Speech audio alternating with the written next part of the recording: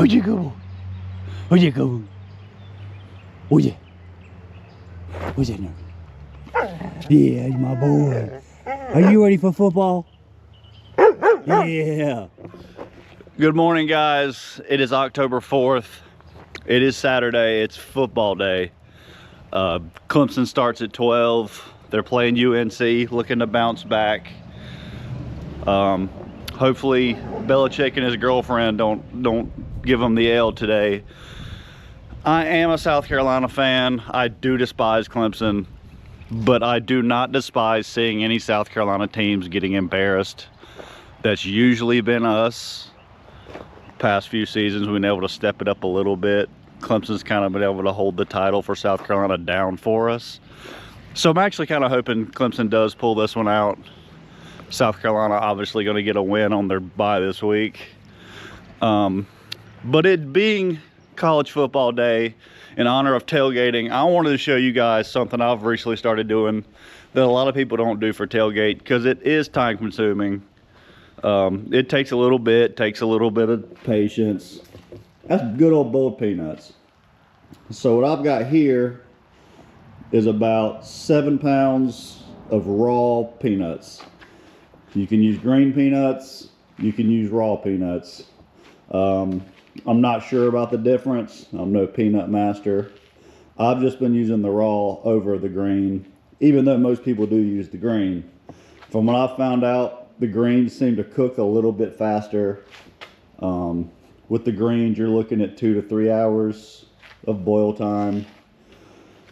With these raws, I've had them go upwards of 7 hours before they got to where I really wanted them to. Just a small base of how I do my recipe. It's very simple. Try not to overcomplicate it, because they're not. I go 4 to 5 quarts of water per little 2-pound bag. Since this is a bigger pot, I went ahead and put in about 10 to 12 quarts in here. So for each 4 quarts of water, I'm doing about 1/4 cup of salt. So I've probably got close to a cup of salt in here right now. Wash your peanuts first.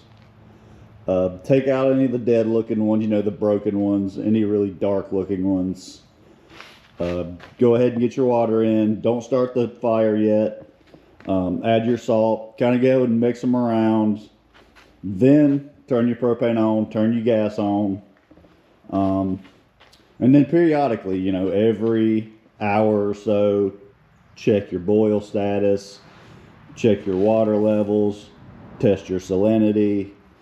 And you'll follow along through me throughout the day as I kind of sort of give them the taste tests and help you guys maybe learn how to make some boiled peanuts so you guys can share them on your next tailgate next weekend. Good luck, Clemson. Hurts saying that, but I'm tired of watching South Carolina team lose.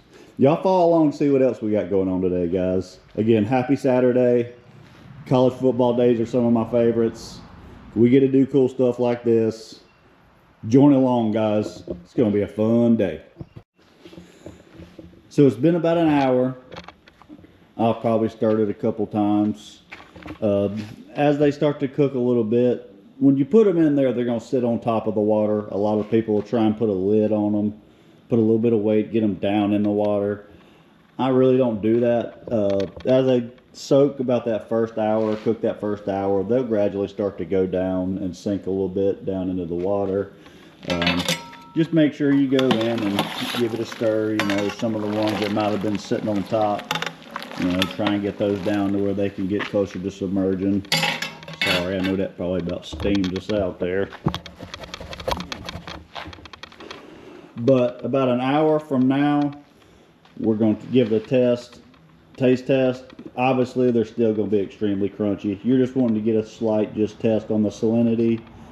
Everybody's got a salinity level they want it to be at. Everybody's got a crunchiness, softness level they want it to be at.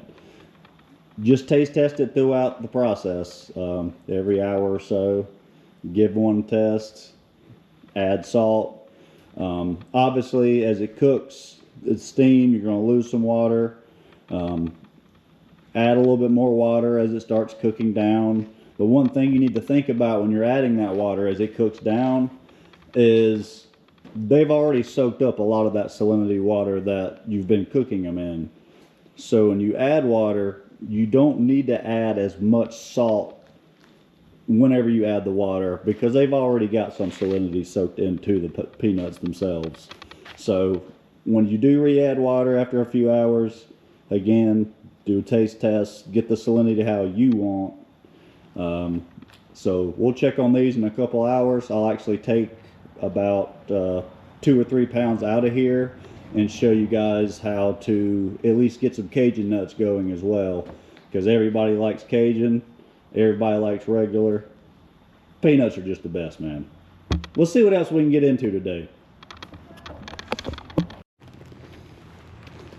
So one thing we always gonna be doing at this shop is bettering ourselves, bettering our health, fellowshipping with friends. You know, gotta take care of your body, gotta take care of the youngins. We love doing both here at the shop. We do everything from playing around to lifting weights to you know, like I said, fellowshipping, having a great time, waiting for college football to start. Ugh. That's all he cares about. Muscles football and horsepower. And jiu-jitsu. I know Ian at least watching football. Megan's a Carolina fan. She went to Carolina. She actually graduated from Carolina, so she's one of my Gamecock buddies. I want that. Hey. This is my nephew Jackson. Say what today is. Good. This your birthday. Yeah. Show me how many fingers, how old you are. 3. Yeah. And then there's my other nephew. What's your name? Lucas. This is Lucas. He's my other nephew. These are our life right here, man. All this, everything we do, is for these two boys right here, isn't it? Alright, so it's been about another 30-45 minutes since I last showed you guys. I actually took another pot and I scooped out about 2 pounds. I made a batch of regular, just straight salted ones yesterday. So I've still got a few bags bagged up of those. I just wanted to cook a few more for the people who like the regular salteds. And from now on, I'm gonna finish up with a little bit of a Cajun batch. Only thing I've started off with so far, a lot of people just pick their favorite Cajun seasoning. Two-Step by Stale Cracker. That one has a little bit too much citrus in it for me. Great Cajun flavor, but that citrus is just not quite me when it comes to boiled peanuts. Slap You Mama is a great one, but it is extremely spicy, so you need to be careful with the Slap You Mama. The one I go with is this Zatarain blackened. It's got the perfect amount of cayenne, you chili powders, just all you different Cajun aspects. This Zatarain blackening is my favorite because it's handleable. It's not too spicy. It's got just the right amount of spice. And if it's not spicy enough from that, you can always turn it up with your crushed red pepper flakes. So we'll give these a few more hours. Keep tasting the taste. See how the salinity is. See how your Cajun level is. It's just a patience thing. Just keep checking them. This is the 3rd update. Probably within the next couple updates, they'll be getting closer to done. And I'll get a few people to taste test them and see if they like the regular salted or the Cajun ones better. Not to mention that Clemson game's about to start. Who y'all think's going to win? Y'all think Belichick's going to pull it out? Or has Dabo got his stuff together? We'll see soon. Well, looks like Clemson did it. Old Cade Klubnik got his swagger back today. Good for them, man. I hate to see them win. Like I said, hate to see South Carolina teams losing. Do a quick little surprise, and then we're gonna jump straight into the pumpkin shooting. Been a long day. This is a quick little thing I just wanted to show you guys to get you excited for the races. So my father owns a Polaris, one of those North Star 1000s. He loves it, man. He thinks it's the bee's knees. But then my brother's got something too. My brother's got the Yamaha RMAX 1000. Not gonna get into too much, but y'all stay tuned for that one. Now it's pumpkin time. So for today's pumpkin shooting, this is going to be a little bit of a weird one. Unfortunately, in South Carolina, or at least the game zone that I've grown up in, from October 1st through 11th, we have to use what's known as primitive weapon. Most common known name would be muzzleloader. So it's a weapon that's loaded from the muzzle, and then a percussion cap is loaded in the breech. I'm not going to say similar to what was used back in the 17 and 1800s, but highly advanced versions of those. My father went hunting for a few days beginning of the season, didn't get a shot on it, saw some small deer, didn't get a shot on what he wanted to get a shot on. But the gun needs to be unloaded, and there's only one way to unload it, because once it's loaded, you done packed powder down in there, you've packed the load down in there. Only way to unload it is to shoot it. So this here is a CVA Acura 50 caliber muzzleloader. This specific model comes with a fluted barrel, Bergara barrel. They're actually pretty stinking accurate. 125, 150 yard gun, 150 stretching it for a muzzleloader. They're shooting 250 grain bullets. Lately, especially with the newer firearms, a lot of people are using this powder that's known as Blackhorn 209. It's not a smokeless powder, but it's not exactly a black powder. So it's as close as you can get to the powder they're using in a rifle cartridge to get this big, massive 50 caliber bullet moving down through there. These bullets don't release much, they just punch a hole. Not exactly people's most #1 choice as a firearm to go hunt an animal with, but it does do the job very well.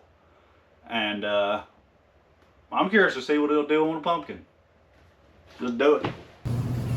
Totally random little side snippet here. Working on a couple of fishing trips. Told y'all we were gonna go fishing. Working on either gonna go on a kayak trip to Lake Murray with my buddy Brennan, maybe get into some striper and some catfish, or I'm gonna head to the coast and try and get on a hot redfish bite. I heard the redfish are on fire right now. Fall is one of the better times to go hit it, and saltwater fishing is definitely my favorite. Just a lot further away, a lot more expensive, but either way, we about to go on a fishing adventure, guys. Stay tuned. Well, there's not too much to say on the intro to this shot. These bullets are usually a solid copper, just big old 50 caliber bullet. They tumble more than they actually go in a straight line, so they make a weird wound channel. My dad loads these things pretty hot with that Blackhorn 209, so I hope I don't get blown on my butt. Also, I hope I don't miss because we got one shot. But these guns are pretty accurate, and it's only at 20 yards. So with no further ado, let's get it.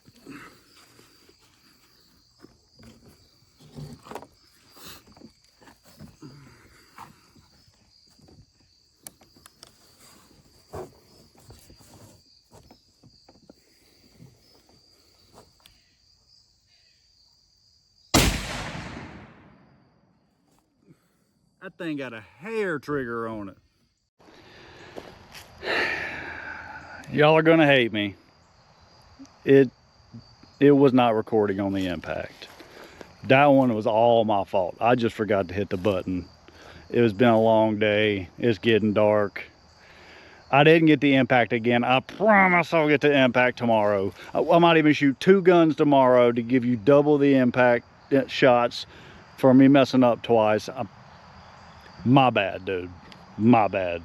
I aimed low and center on this pumpkin to make sure I didn't shoot high and miss. And dang nearly missed it, but I didn't.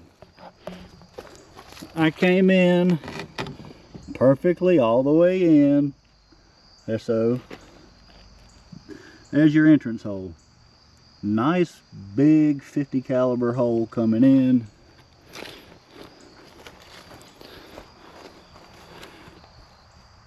And just a nice exit coming out the back. Like I said, these bullets kind of just tumble. That's just a bunch of weight going forwards and going in and coming out. Not much mushrooming or anything like that. It's just gonna punch 2 holes in the animal. They get the job done. We're still not a fan of primitive weapon. Sometimes we just wait till August 11th to go ahead and start with rifle. But there's the damage with the primitive weapon 50 caliber muzzleloader using Blackhorn 209 powder and an all copper bullet. I hope you guys learned something about boiled peanuts.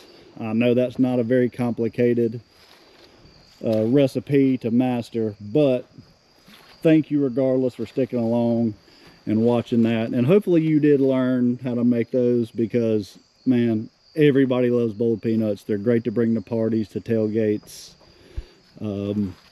Maybe you can use this and make them for your football tailgates on Sunday tomorrow. Again, as always, God bless you all. Thank you so much for tuning in to another episode of Outdoors and Horsepower 101. Make sure you like and subscribe, comment what you guys want to see. We're going to keep the craziness coming. Let us know and we'll do it. Have a great night. Thank you.